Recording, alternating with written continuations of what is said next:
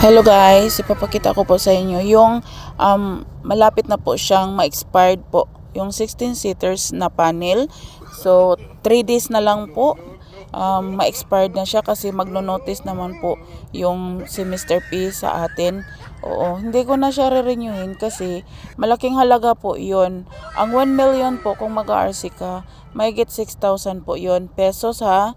Pero yan na yan na pagbili ko niyan hindi po pera. Kung hindi, panalo ko po yan doon sa paghagis at saka paglalaro doon ng ocean hunt at saka doon sa fishing area. Kaya hindi mabigat sa akin. Hindi ako nagbili ng ganyang kalaki na halaga kasi po iniipon-ipon ko lang po yun. Wala naman kasi talaga akong pera. So ganyan po, nung nanalo ako ng 2 bisis ng 500,000, binili ko po niyan. Hindi po siya kawalan, hindi ka po bihado dyan kasi araw-araw naman po meron kang 35,000 na coins.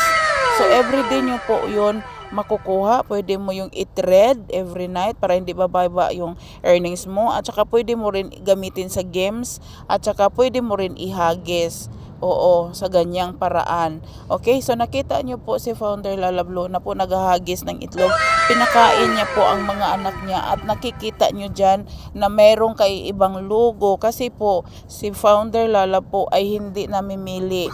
As long as may space na pwede mong upuan kahit sino at kahit kaninong agency po yan, pwede po silang umupo dyan sa panel ko.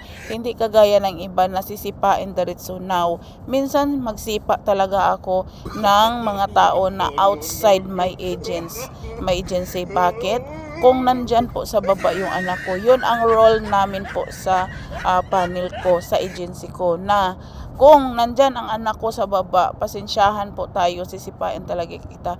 Pero bago ko po yan gagawin, bibigyan po kita ng cola or beer na which is 500 po yon. So sometimes 1,000 pa po kung merong coins. So yan, nakikita nyo iba't ibang hinahagis niya. Magpapaalam na sana po ako sa inyo mga anak ko na sana maintindihan nyo na hindi na ako bibili sa VIP na diamond na yan kasi nabibigatan po tayo. Kahit sino po ang gifters na maghahagis sa kanyang dami, 16 po ang hahagisan mo. Ang bigat po ng bulsa po, oo, makuyapan taday sa paghagis, oo, pero ako bilang founder po, hindi ako nanghihinayang kasi mahal ko yung mga tao na nakaupo dyan, mga anak ko man o kakilala. So thank you very much.